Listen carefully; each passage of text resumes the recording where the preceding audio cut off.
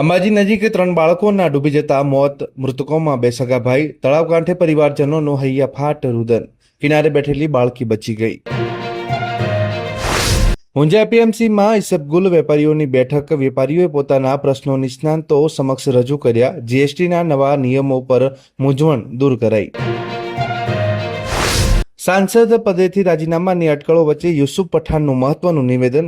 કહ્યું, મને મમતા બેનર્જી કે પાર્ટીના કોઈ લીડરે ક્યારે રાજીનામું આપવાનું કહ્યું નથી. તાલાલામાં ખનીજ વિભાગની બીકે ડમ્પર ચાલકે રેતી રોડ પર ઠાલવી. સાસણ હાઈવે પર ઘટના. ડમ્પર સીઝ કરી ₹25 લાખનો મુદ્દામાલ જપ્ત કરાયો.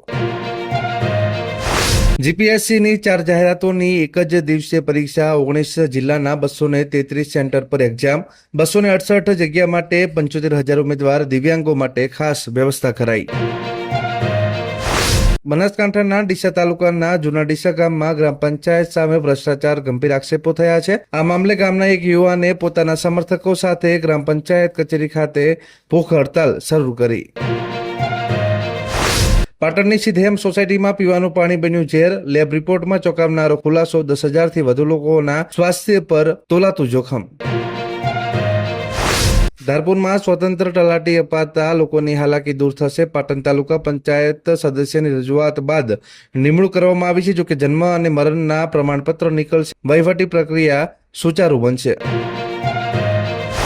વાવથરા જિલ્લાના ઢીમા ગામ સ્થિત સુપ્રસિદ્ધ ધરણીધર ભગવાનના સામળિયાના મંદિરે ભક્તિ અને શ્રદ્ધાનો અનોખો નજારો જોવા મળ્યો હતો. મંદિર પરિસરમાં એક આધેડ ભક્તે ભગવાન પ્રત્યેની અડગ આસ્થા દર્શાવતા ઊંધા માથે રહીને કઠિન તપસ્યા કરી હતી. આપનું નામ? રામસેનાથ ચમનજી નાગરજી, ગામ પાખર મોટી, તાલુકો દોતીવાડા, જિલ્લો બનાસકાંઠા. બીજું આ જે તમે તપસ્યા કરો છો એના વિશે? એના પરથી હું લગભગ 1973 મોડી સવારમાં બેન બેન એકથી જાગવાનું, 1 કલાક કસરત કરવાની, પછી ઊંધા મસ્તકે 1/2 કલાક એક્ઝેક્ટ શંકર ભગવાનની માળા કરું છું. પછી ચામડામાંની આરતી ગઈને 3થી હવાના 7:30 રોજ નિયમ છે વર્ષોનો.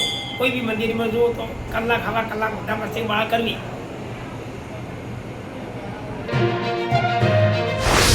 અંબાજી હેલીપેડ પર જન્મદિવસ ઉજવનારા 7 આરોપીઓની ધરપકડ કરવામાં આવી છે. જોકે પોલીસે ઘટનાનું રિકન્સ્ટ્રક્શન કરાવી માફી મંગાવી હતી. જોકે કાયદાનું પાલન શીખવ્યું હતું. દેશ અને દુનિયાના સમાચાર જોવા માટે અમારી ચેનલ MG લાઈવ ન્યૂઝને સબસ્ક્રાઇબ કરો અને બેલ આઇકોન પર ક્લિક કરો, જેથી રોજે રોજની અપડેટ આપને મળતી રહે. સાથે જ અમારું ફેસબુક અને ઇન્સ્ટાગ્રામ પેજને પણ ફોલો કરો.